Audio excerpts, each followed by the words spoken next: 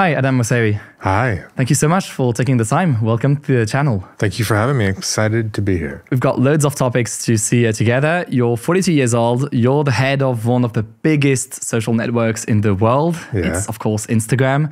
Instagram has between 2 and 2.5 billion active users. That's what I looked up online. Yeah. That's about like a quarter to a third of the world's population, which is kind of impressive.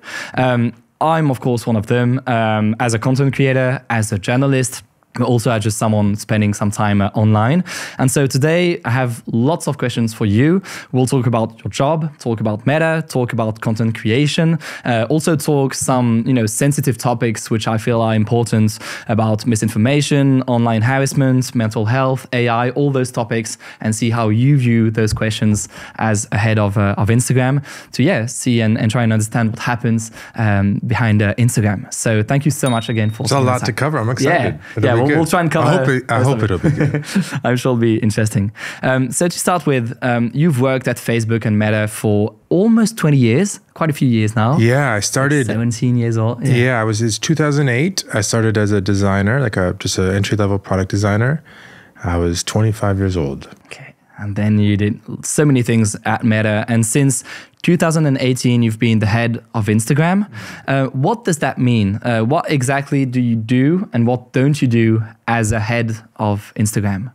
It's a great question because Meta owns a couple different apps, there is stuff that is shared and there's the stuff that is what we would say federated. So ultimately, I'm responsible for the app, and most of the teams that work on the app report directly to me, particularly if you work 100% on Instagram. So I manage an engineering team, a design team, a research team, an analytics team, a product management team, and some others. But then there are other teams that we lean on a lot. There is one infrastructure team that supports all of the apps. There's one ads team that supports all of the apps. There's one safety team that supports all of the apps. And so I will have infrastructure, ads, and safety teams as well, but they are sort of linked together. Exactly. And then I'm also responsible for supporting partnerships, policy, legal, marketing, communications, what we think of as the business functions as well. So I try to think of the app from end to end and hire the best people I can and help guide them forward, but support them ultimately, as opposed to necessarily direct them. Instagram started as a photo app quite a while ago. Feed of only square photos. Only square photos. And today it's clearly way more than that. So how would you describe Instagram today? And for example, how would you say it's different from Facebook or other platforms that may exist today? So a lot of what we've done has changed, and Instagram has become more complicated over the years. I think it's a little too complicated, if I'm honest, but working on ways of simplifying. But the heart of what we do has stayed the same. We've always looked to connect people over creativity, right? Be a place where creative people like you can express themselves, and the rest of us can not only enjoy that content, but talk to our friends about that content.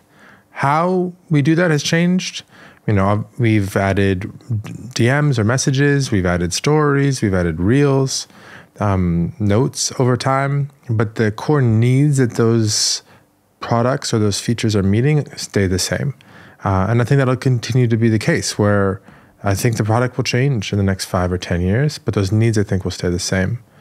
But you also asked how you should go too, but if you want me to answer how it differs, we are, I think, more focused on a subset of groups like young people and creators in Facebook.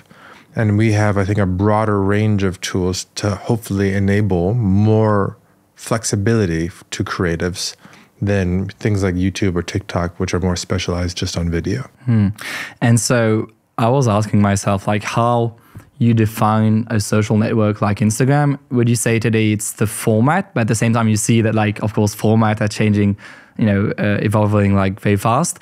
Is it this goal you just defined here? What's the main thing you say would stay all through the years? Is it this goal you just talked about, this question of creativity? For Instagram, yeah. But for a social network, it could be broader. So I think of a social network as a place where people can connect with content and friends and the content is generated by public accounts and private accounts. So user-generated content, connecting with content and friends. So, you might have platforms that are much more focused on a specific format, like Clubhouse and audio. You might have networks that are much more focused on a type of content, like at least LinkedIn started focused primarily on professional content. They've actually expanded a lot since then. Usually we all start with a specialization and then we broaden. And then we compete. And we've seen it with other platforms, of course. We've seen, TikTok trying to do long videos, and even us, like we've been trying to post like some 10-minute long videos on TikTok, and now they're working sometimes better than like short form. And we're like, oh, that's weird. YouTube, of course, is trying to do short videos. Spotify is trying to do video too. What about Instagram? Like, how do you navigate through all of those changes? Yeah, it's wild. So there's a lot of ways to think about it. I'm making space here. There's a podcast. Question. I don't know if anyone's going to be able to see this. The way I think about it, or at least one way to think about it, is there are 3 different types of experiences, and you can't do all 3 well, I think. You can connect with friends. That's one type of experience. There's short form video. That's another. And then there's long form video, which is another. You can do, I think, really good work around connecting with friends and short-form video in the same app. And you can do really good work around short-form video and long-form video in the same app. I don't think you can do connecting with friends and long-form video in the same app really well. Because if I watch a video for 10, 20, 30 minutes, that's a lot of messages to friends, commenting on friends, seeing friends' photos and videos that you did not do. Whereas with short-form video, what happens is you watch a lot of them and you send some to your friends in a DM, and then it starts a conversation, and that brings them back into Instagram, and then they see some, and that send it to another friend. So those things are symbiotic. In a way, long-form video is not. YouTube has always been very focused on maximizing the amount of time spent on the platform. TikTok actually similarly, which is why I believe they're leaning more into long-form video. We don't goal our teams on time spent. Time spent is, I think, a nice measure of how relevant we are in the world, but it's not our primary goal, because if we do that, we would go all long-form video and we would lose that friend part, which I think is really at the heart of our identity, and I don't think we can lose that. But at the same time, you could think that and TikTok does it quite well today, that on even Instagram on Reels, that having lots of short form content would make you stay on the app. And so sure. Short form video can definitely drive time spent. I think one of the reasons TikTok has struggled, even though they have had some success, on more friend type content is because they focus also a lot on longer video and on time. So that's why I think some of their stories products haven't done as well. They've done better with messaging, because I think short form video is good there. But they made their Friends tab, a Be Real app tab for a while, and that didn't really work. They've had a bunch of different fits and starts, and I think that's partly because their primary goal is overall time, and that really is in a lot of tension with seeing content from friends, messaging friends, commenting on friends' content, and connecting with friends, and all the other ways you can do. Yeah, totally makes sense, because we can also see YouTube, for example, they've integrated some shorts. It's working quite well today. I mean, I see it at least on my accounts. Yeah. But they also tried to do a sort of a social network thing with friends and stuff, and that didn't work. I don't even know if it's still there today, but at least they tried, and they had stories for years and it didn't work, and they had messaging for I think 6 years, and they unlaunched it a few years ago. Yeah, so it tends to show long form, as you're saying, is maybe not compatible with this sort of friends. They're just more intention. Interesting. And also, we've seen, especially in Asia or in China, the building of what sometimes people call super apps. So WeChat, for example. Wild. Which are basically, for those who don't know, you can message, search, pay, shop, do order, cab, do so many things with one app. Pay your rent. Bank. People keep a budget. They have a decent float, actually. WeChat and some of these other major apps. And if you're over there, you need this app to basically do most of the things today, which is kind of impressive. We've seen Elon Musk with X, for example, trying to, that's what he says, build a super app by integrating, messaging, so the whole social media thing, video, payments, AI now, which is very strong too over there. Is that a goal for Instagram too, or for Meta, to have a sort of a super app? Not explicitly. I think there's value in them, but I also think what works in China doesn't necessarily work outside of China. And we see that in a lot of different ways. So one small example, live video. If you look at any of the Chinese networks, it is an immense percentage of time spent on them, something like 20%. Whereas on all of the apps that we can tell outside of China, it's less than 1%.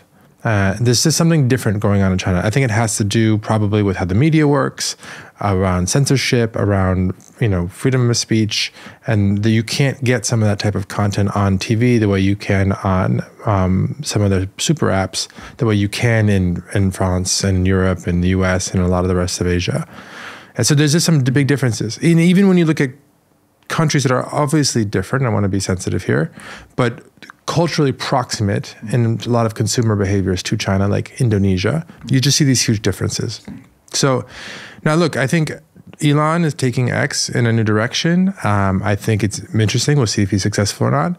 But for us, I think that opens up some opportunities. I'm happy to compete with X on video with Instagram, and then to compete with X on perspectives and conversations and debates with culturally relevant creators with Threads, because I think Threads is better at that than Instagram, and I think we'll be better at that than X over time. And what's also interesting is to see that we've seen like more and more, social media or even like formats arrive in the past few years, but also like be adopted by the users in an increasingly like fast way. Like Instagram in a few years, at least in France, like managed to get like millions of followers, but also like short form, reels or like formats. Today, like if you go in the subway, you'll see everyone watching those formats, and it's the same for like other type of content. This idea that like things are going faster and faster, that like adoption of like new formats is evolving in a sort of a fast way. How do you see this question today, and how does it impact your work today? It just creates even more urgency and makes agility and speed even more important. But look, this is a long trend, is that technology is advancing faster and faster. If you look at what I would call like the dominant forms or the primary forms of communicative media or technology over time, their reigns of being the primary sort of have shortened. So let's go if you go back 100 years, think that film was actually big before the radio, and that lasted many decades. And then radio was really important, but it kind of became the primary thing in maybe the 20s, and that only lasted to the 50s or 60s, and then TV became important. And then that lasted for a couple of decades. And then the internet and websites became important. And that lasted for maybe 2 decades. And then apps became important. And then, that's lasted for less time. And so you're seeing these 10 years of these primary ways that we entertain ourselves or consume information or connect with friends. Their reigns as sort of the champion or the lead is shortening over time as technology evolves more and more quickly. And so for us, the question is, how do you evolve? Because I know it's annoying and frustrating when Instagram changes. It feels like I came in and rearranged your desk where you talked to your friends and wrote your letters or organized your photos. But if we didn't, we would become irrelevant. If we were a feed of square photos and we didn't have recommendations, we didn't have stories, we didn't have videos or reels, we didn't have DMs, we wouldn't be talking today. You'd be talking to somebody else who worked on a different app. And so we need to be careful. We need not to move too quickly. I don't want to break anything, but I would rather take more risk and move forward more quickly than the alternative, because that's usually how big apps become irrelevant.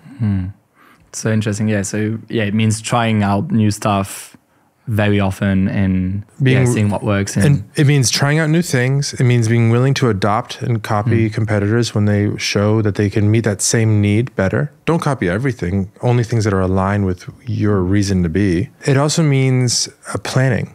So we have so many things happening this year. We have the political environment is changing drastically. Tariffs, yes. Tariffs, no. Who knows? We have a potential TikTok ban in the U.S. We have, this massive cards that are going to get flipped over, and I don't know what's going to be on the other side, but I know it's going to have a big effect on Instagram. And so I make sure that I have my teams try to look around corners and plan for different outcomes so that we can be quick to adapt when we do see what's on the other side of each card. Yeah, and we'll be talking about quite a few of those changes, especially like in terms of AI and like how AI, for example, may change some stuff. So as you said, Instagram is part of Meta, which is owned by Mark Zuckerberg.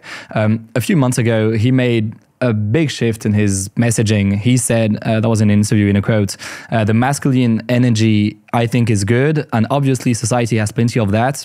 But I think corporate culture is really trying to get away from it. I think having a culture that celebrates the aggression a bit more has its own merits that are really positive. And he said also like he wants to bring back free speech to the platforms. All those questions raised concerns among a lot of users. What should people expect from Instagram this year after this shift, in the direction for the group? Yeah, so I do want to tease things apart. So there was the masculine energy comment, which was one comment in a 3-hour podcast, which I don't think was connected to the broader shifts happening to the network. I think it was a little bit taken out of context, but I understand why there was such a strong negative reaction to it. But I do think the more substantial changes were the changes we announced in early January around trying to focus on making less mistakes and enabling more speech. And look, we are a global platform, and what is accepted and expected varies from country to country. What seems like maybe here in France, you'd look at one of our policies and compared to the US, and you would think we're being too conservative.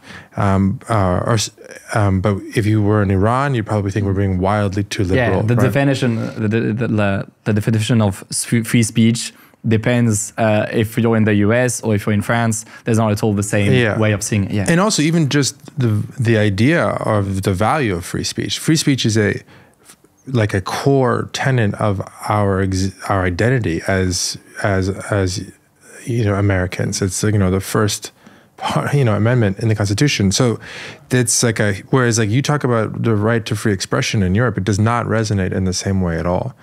But I do think we can all agree that there are different equities that we need to balance. We need, safety is one, privacy is another.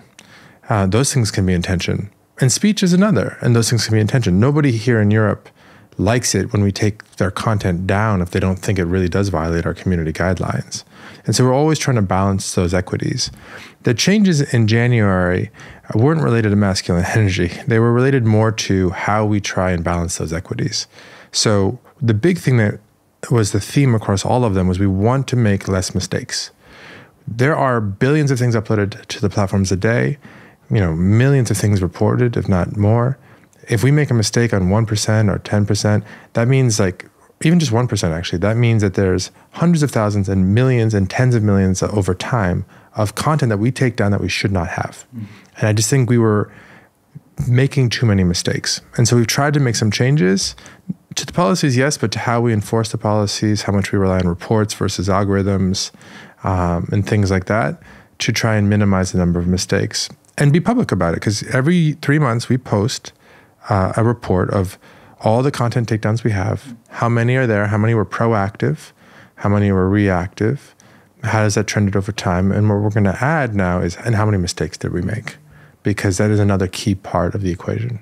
And Meta talked about the idea of ending a sort of a media-led fact-checking by maybe replacing it with a system where basically the community itself notes, can check content and see what's true, what's not, and add. Basically, I would understand it like X does today. Is that something you're willing to do on Instagram? And do you have an idea on how this will work? We've started to roll it out. It's still early, but the idea is to, instead of rely on third-party fact checkers, there's pros and cons to working with those organizations, to work with the community at large. And it doesn't mean anybody can add a community note to anything, but you allow anybody to propose one, or trusted users to propose one, and then other users vote on them, and then when there's broad consensus, then we surface it. I actually was very involved in building the third-party fact-checking program back in 2017 and 18, because I was. That was a long time. Okay. Yeah, I was working on newsfeed for the Facebook app. This was in the wake of President Trump's first election, and there's a lot of concerns, particularly in the U.S., about fake news. And we were trying to do the best work we could, but honestly, I don't think it ended up being nearly as successful as we wanted. Third-party fact checkers are limited in how much content that they can do because there's only so many of these organizations and we have to pay them to do it. There are biases in their selection, even if they always give an honest answer as if it's true or not. What they pick to actually approve is, we saw a lot of biases. And it was just fundamentally much more difficult to scale. Whereas I feel like the community notes approach, which all credit to Twitter, they pioneered, is, I think, a more scalable one. And so we're pursuing it.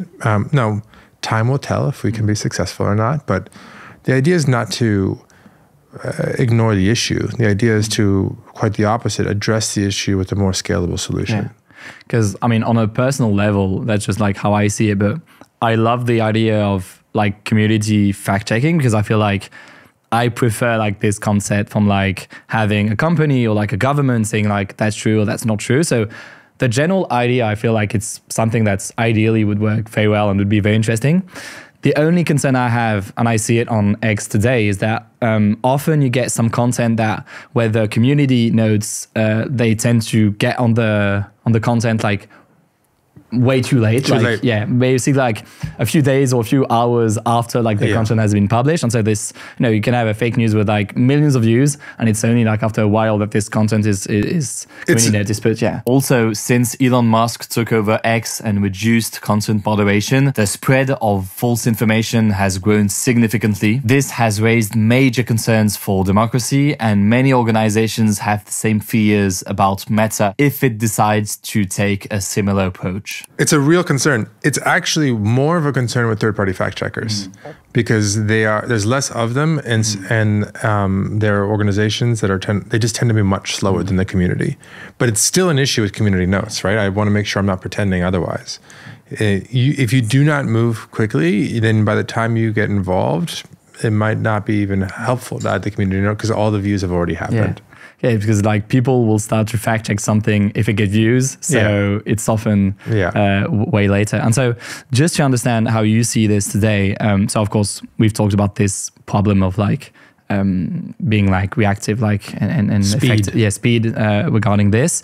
But how do you view like a platform like Instagram today regarding like fake news and everything? Does that mean that like if something like there's fake news, like something that's completely false, will it be like deleted or will it be able to stay on the platform but with like something saying that this content is not true or the latter? The idea is to not censor people for saying things that aren't true, but provide context. Because I could say the sky is green and it'd be weird for the platform to take that down, but it's not. So you should know that when you see it. Generally, we want to empower people to make educated decisions about what to trust and what not to. And look, we'll probably talk about AI in a bit, but we're moving to a world where you're going to be able to create an image or a video of anything you want, and it'll look real. And so as you try to evaluate the veracity of a piece of content, you're going to have to consider not just what you're looking at, but who said it more and more. So I also think, community notes aside, we need to do more and are starting to do more to give people context about who's posting. I want to protect pseudonymity. I don't want to make everybody put their real names everywhere. There's a bunch of downsides to that. But is their account verified? Like, do we at least know who they are? How long has the account been around? What country is the account based in? To allow you to make a decision on whether or not to trust something or not. Because you're going to need to consider much more in the future who's saying something than you have in the past relative to what's being said. Okay.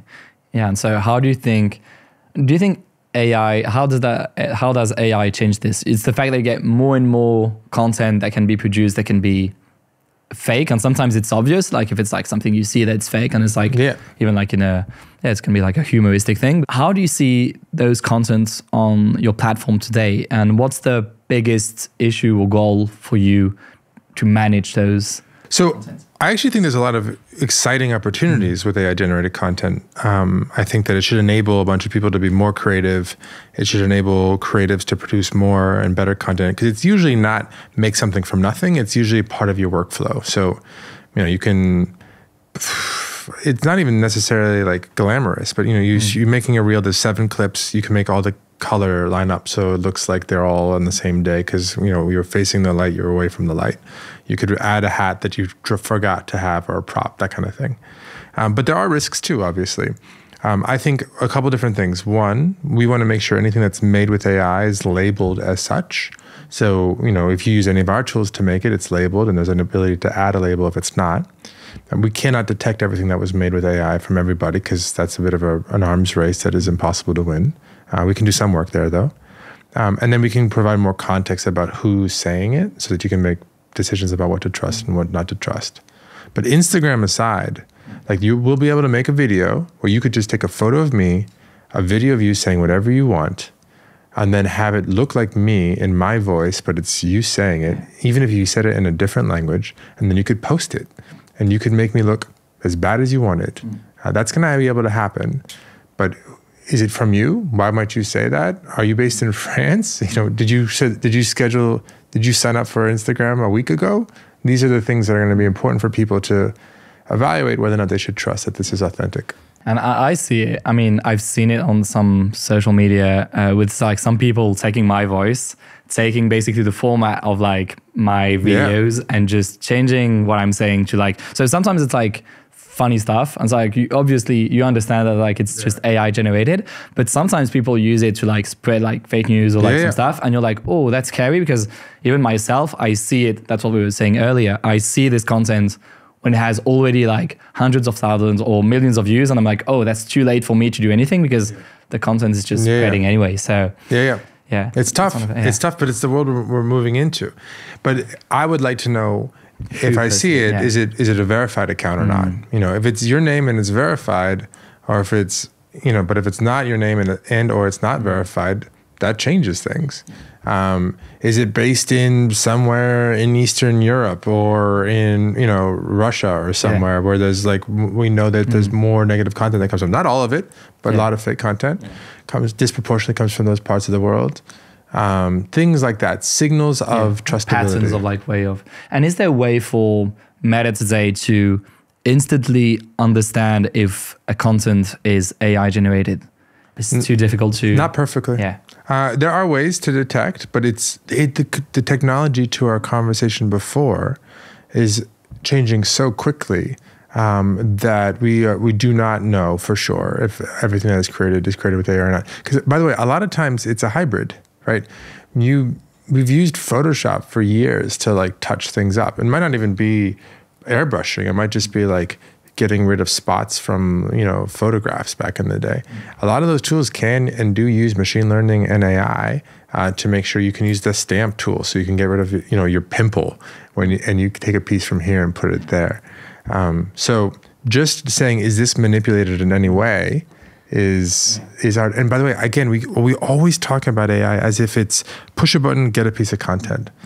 I think that is a thing, but the much more common thing is it's used to edit in a longer creative process, whether that's a positive creative process, like telling a story, or a more, malicious process, like trying to spread a piece of fake news. Yeah.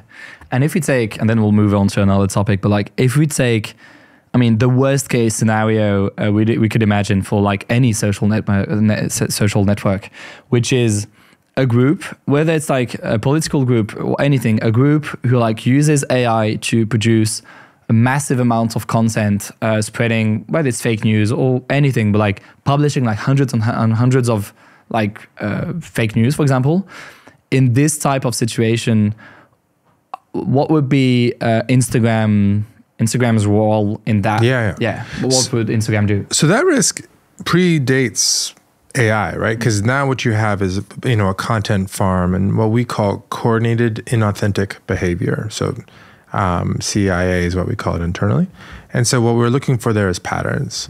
Are there things that are happening that look like it's some sort of collusion or organized effort to spread? It might not even be misinformation. It might just be propaganda. We saw this with coming out of Russia a bunch, particularly 4, 5, 6, 7, 8 years ago. And so there we're looking at what are their IP addresses? What does the network of connections look like? How are they using it? But they're very sophisticated.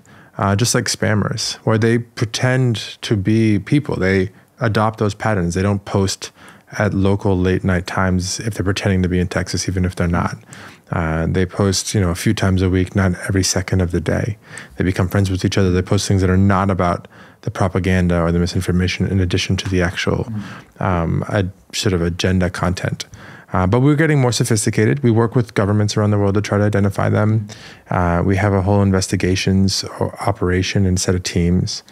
When we identify it, we don't always remove it right away because usually it's useful to take one account and then branch out and figure out everybody else they seem to be working with. And then we take the whole network down at once. Okay. And so you might take it down if you see that it's a sort of an organized, automatic. If it's coordinated and authentic behavior, we take the whole network down. We might not take the first account down that we find because we want to make sure we leverage that and don't let them know that we're onto them until we find all of the connections, and then we'll take the whole thing down. So you do differentiate like one guy just saying something that's not true with like an organized way of spreading something. We're not the truth police. We're not going to go and take down content that you say that's false. Yeah. But if you're using our platform to try and have a coordinated attack on a government or on democracy or on propaganda, that is 100%. If we find it, we take it down, and that's the whole network, and it's fully down. It's not a piece of content down. That's the accounts are all blocked. The IP addresses are all blocked. We try to make sure we handle it because that's election interference. Usually, that's pretty serious thing. That's a serious thing. Yeah. Another update and important thing that happened after the interview, Meta has now launched its AI assistant called the Meta AI on a large scale. This launch sparked in Europe strong reactions with many voices calling to block the use of users' personal data. So we've already talked about this on our other formats, but we'll go into more details soon to explain the whole debate. We'll talk about like content creation and like all of this and the algorithm. I have quite a few questions in a few minutes, but I just had another topic I wanted to talk with you. Another sensitive topic about mental health on social media. You had a US study published in March 2025 that showed that 40% of young people being treated for depression or suicidal thoughts also have problematic use of social media, not only Instagram, but like social media in a broader sense. Also in 2021, internal meta documents revealed by the Wall Street Journal showed the company knew about some risks for teens. So that was like in 2021. In 2025, almost 4 years later, what have you done as a group to fix those issues? So I want to be clear with some of the issues that we're talking about, things like, well-being, or even things like, bullying. There's no 100% fixing them, right? These things are human, right? Teens and kids, they harass and they bully each other. That's as old as time. Now, does that mean we should just accept it? No, of course not. We have a bunch of responsibilities, but I want to make sure that I'm honest with 2.5 billion people on the platform or whatever it might be. Not everyone's going to check their baggage at the door and only bring their positive self to the platform. And so our job is to minimize the bad and maximize the good. Now, depending on the issue you're talking about, whether it's problematic use, which we define as using a product more than you really feel good about, or bullying, or negative social comparison, there's different things that we have tried to do to minimize the risk and to minimize any sort of downsides. For teens specifically, though, which matters most, because our youth matters most, the big thing is that we took all of the tools that we've built over the years, audited them all, looked for inconsistencies, but also opportunities to go further and improve, and put them into a package we call Teen Accounts, which is actually rolled out here and worldwide at this point. But I saw some ads a few weeks ago. Yeah. Well, we want people to know about it. And what Teen Accounts are a really comprehensive set of automatic protections for teens to try and keep them safe and give parents some peace of mind. It's about who they, they're private by default. So who you can post to, who can interact with them, right? So the only people that they're connected to, or, adults they don't know can't even message them at all. What content they see. We don't send notifications in the evening. We remind them to maybe try something else once they hit an hour for the day, even if it's not all in one go. And parents, if they want, can go and change those settings, But the defaults, because we know a lot of parents are busy, are very careful and safe. And if the teen, and if they're specifically under 16, so if they're 13, 14, or 15, and they want to change those settings, they need to get their parents' approval or permission to do so. Now, this isn't entirely new. Some of those features have existed for years or many years, but some are also new. But the idea is to just try to make sure that there is a clear, safe, age-appropriate experience for those under 18. And I know you have kids. I don't have some yet. I don't have kids yet, but like, I guess it's a question like all parents ask themselves, like how we should deal with social media for our kids. Like, should we give them accounts at what age? Yeah. Like, should we look at what they're doing? Should we have access to the account, or like, should you just leave them doing what they want to do? Like, more on a personal level, how do you see this question? How did you do it yourself? I have three. They're not old enough to use social media. You have to be 13 to use Instagram, and there are 9, 7, and about to be 5. They use tablets and, to watch movies on planes and increasingly play video games. But look, I think there's some things that are universally true, but there's a lot that is specific to the child. So yes, you can't use Instagram until you're 13. And I'm excited about my kids using a safe version of Instagram when they're 13, where they can explore their interests and connect with their friends over their interests. But are they all going to be ready at 13? I don't know. I can imagine a world where one of the more mature ones at 13, I'd feel very comfortable. And one of the less mature, more wild ones, I might want to wait until they're 14 or 15. Because ultimately, I think every child is different, and a parent knows best what's appropriate for their child. And that has to be... well, it doesn't have to be, but it should be a parent's decision, and it should also be a conversation.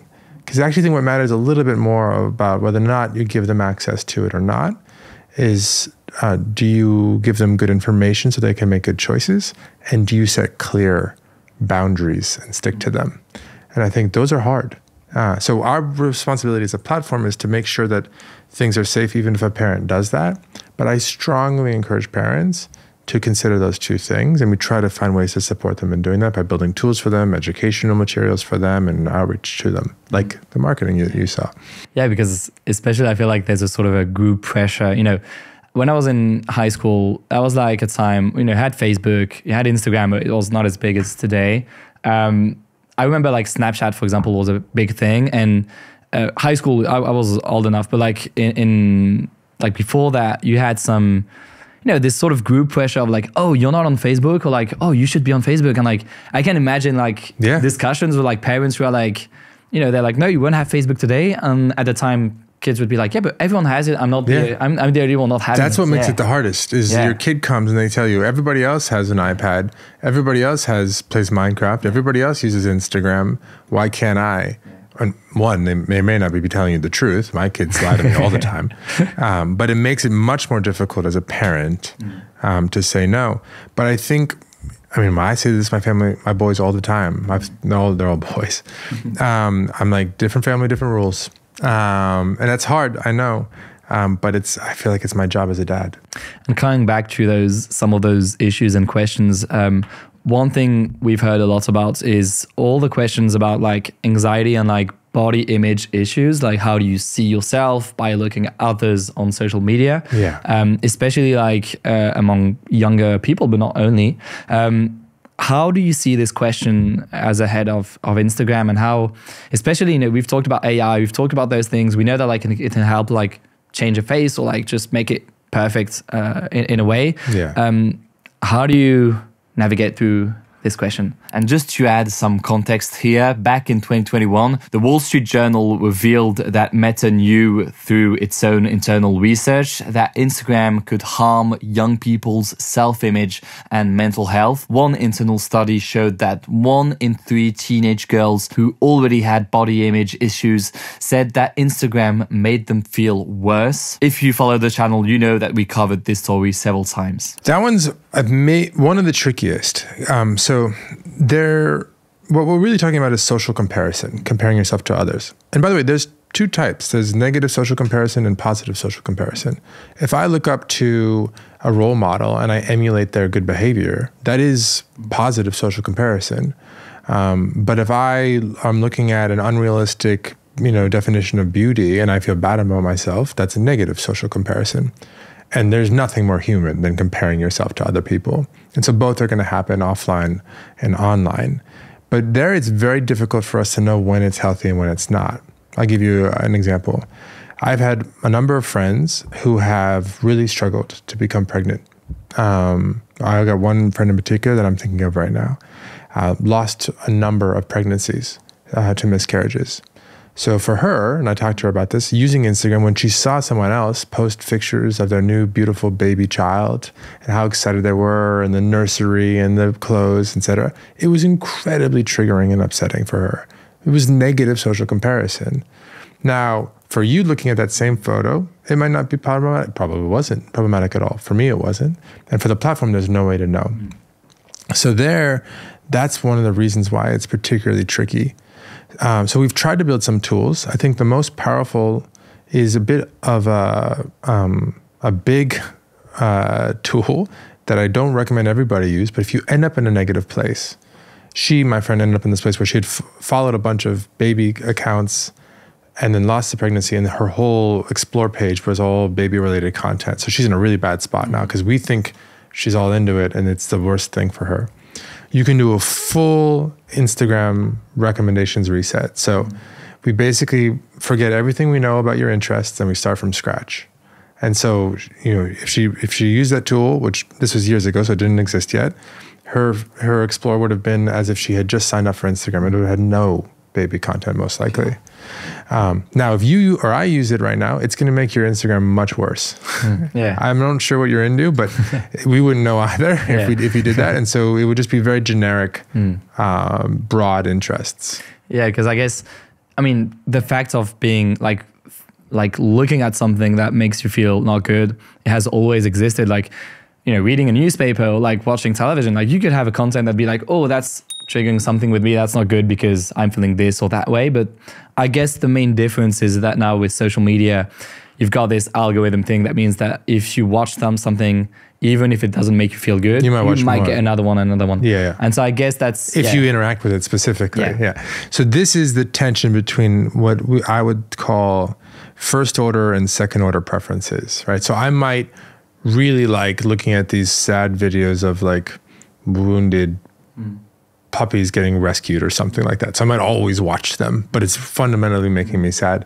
But Instagram doesn't know it's making me feel sad. It just sees that I'm watching them, so it's showing me more. So that's when things like the reset is important.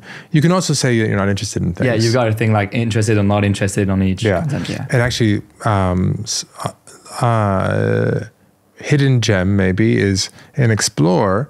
If you mark something as not interested, you can long press to do that.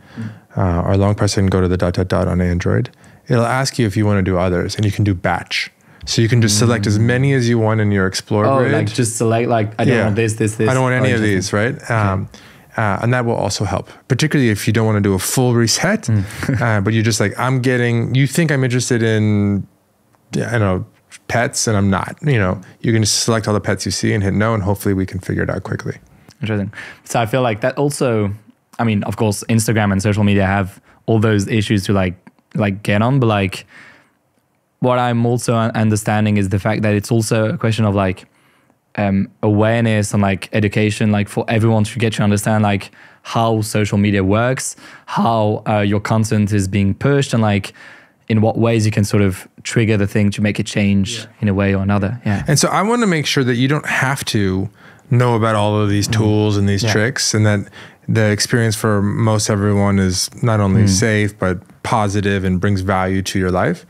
But I also know that you're never going to, bat 1,000 to use an American expression around baseball. And so you need to build tools like this and then raise awareness about those tools so that when people inevitably end up in some negative situations, that there is some way to get out of it. And so I want to talk now about the algorithm itself. Yes. It's always the big question everyone asks themselves. Yeah. Sometimes there's like questions, sometimes some myths around how they work. Lots of myths. I can imagine. If I tap my heels 3 times and I don't look at the likes for the first 10 minutes, then everything goes for it. The video will just work very well. So in 2025, what makes a post work well on Instagram? What are like the main factors, the main thing that make a content work on Instagram? So if you are, in terms of what you're actually creating, it obviously depends on the creator and the audience.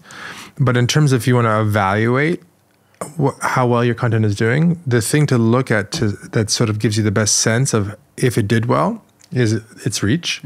But that doesn't tell you why, right? That's not that useful. It's like, oh, I know it did badly. I knew it did badly. Like, thank you for telling me that. So if you want to understand why, the three most important things are sends per reach or send rate. So basically take the total number of sends and divide it by the total reach.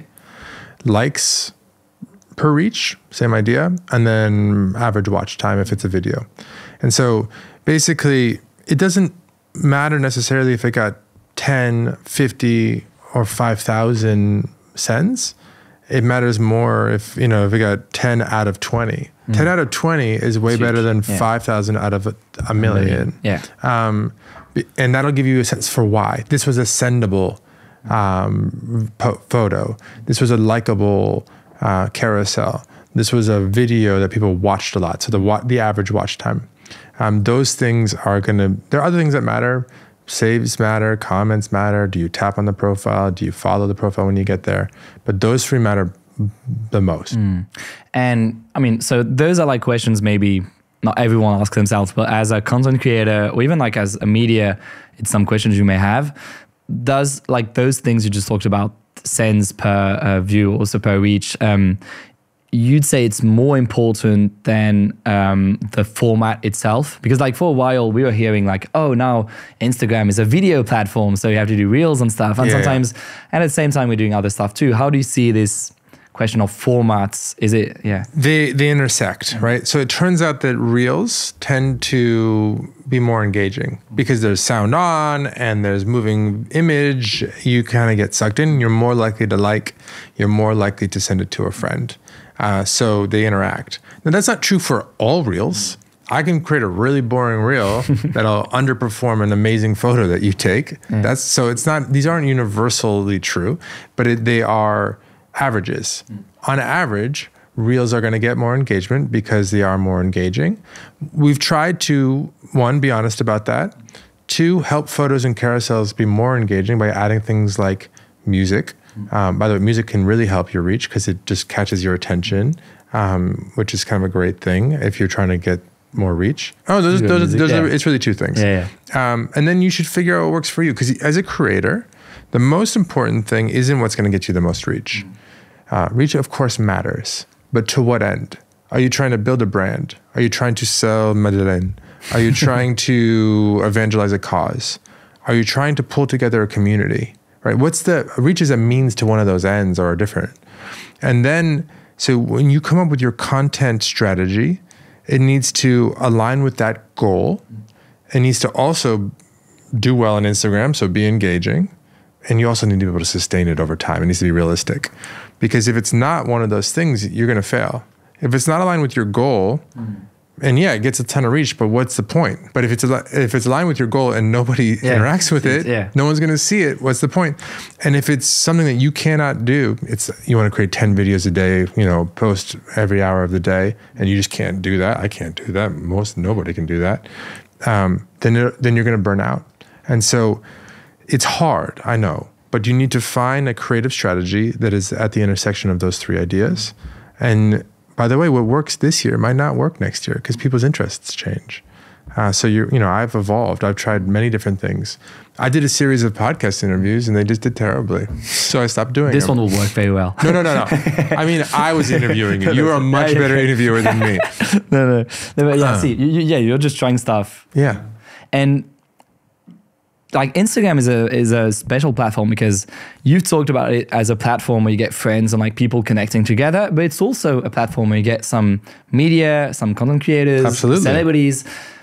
I guess like is it like for you like sometimes a weird thing to get like on the same platform both things and sometimes not the same? I think it's the magic of it. So on one hand, yes. Broadly speaking, I'll oversimplify. Friend content and public content can be in tension, right?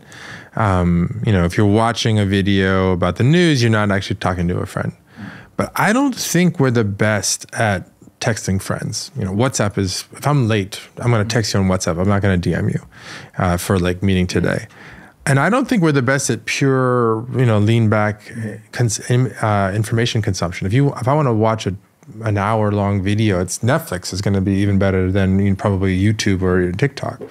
But what I think we do remarkably well, and I think we have an opportunity to be the best at, is connect with your friends about your interests. I talk to people I know in real life and some I've met online about creators, about fashion, about architecture, about football.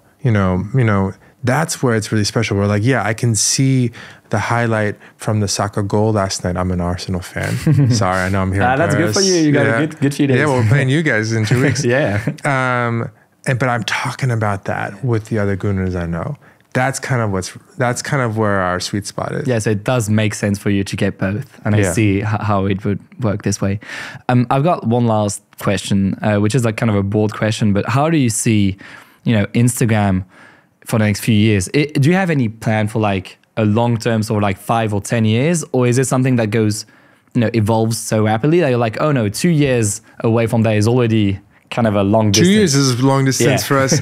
It's worth noting that right now in the United States, there's an important trial involving Meta. The American tech giant is being accused of anti-competitive practices, especially for its acquisitions of Instagram and WhatsApp. If the Federal Trade Commission wins the case, Meta could be forced to break up and sell some of its platforms. So this trial hadn't started yet at the time of the interview, but it's an important topic that we'll be talking about. So I just wanted to mention it today. I mean, over the next few years, I don't anticipate any major changes, right? We're launching the Edits app, which I'm really excited about. I think you'll see us lean more into creative tools, into AI for creative tools. One idea I'm really excited about that hopefully is coming later this year is video editing. So not deep fakes that can make you make something, say something, but anybody editing a reel should be able to select any clip they want or the whole reel and then ask for any special effect that they want.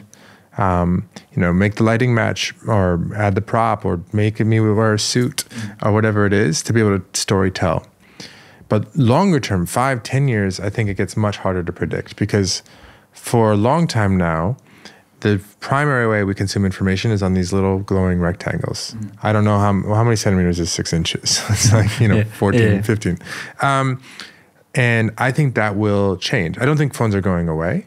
I think they'll be part of our lives for the foreseeable future. But I think some of our information consumption is going to shift to something that looks more like this. And you're seeing this right now with two ends of the spectrum. The simplest with the Ray-Ban Metas, which, by the way, we're selling millions of them, and they've got AI, they've got a camera, but they also have a microphone and a speaker. They're great for phone calls, podcasts. I use that for all the time. But they don't have a screen, and they have limited capabilities, limited battery. And then on the other end of the spectrum, we've got these Orion glasses that we don't make and sell because they would cost 10,000 euros each, which would be ridiculous. But they're a research project where you have a screen built in, but they look like these glasses, and I can control the operating system with my hands. And that's kind of a wild thing. Those are going to come together. And when they do, there are going to be a lot of people who use them. Is that in 5 years? Is that in 10 years? Is that in 15 years? Because it needs to not only work, but be light and comfortable and fashionable and cheap. I don't know. But what does Instagram mean if part of Instagram is connecting with friends and a lot of way people talk is with glasses? Is a question I don't have an answer to yet. And that's interesting because you sometimes get like, even when I do interviews about my work with my team, people are like, oh, so where do you see yourself in 10 years? And I'm like, I don't know. And the thing is, like, if social media, like if platforms like you don't know where you'll be in 10 years, there's no way for me to know either, because of course we're publishing on those platforms. Adam, thank you so much for taking the time. This was such a pleasure. I really appreciate it. Thank you so much. I mean, we covered like a wide range of topics, and I hope it'll be interesting for people who follow this. It'll be great. So thank you so much for taking the time, and thank you for following this interview. You can of course subscribe if it's not the case to see the other interviews. You can also follow us of course on Instagram. We do quite a lot of things today too, and so we'll see you soon. Thank you again so much, Adam, for taking the time. Cheers. Thank you.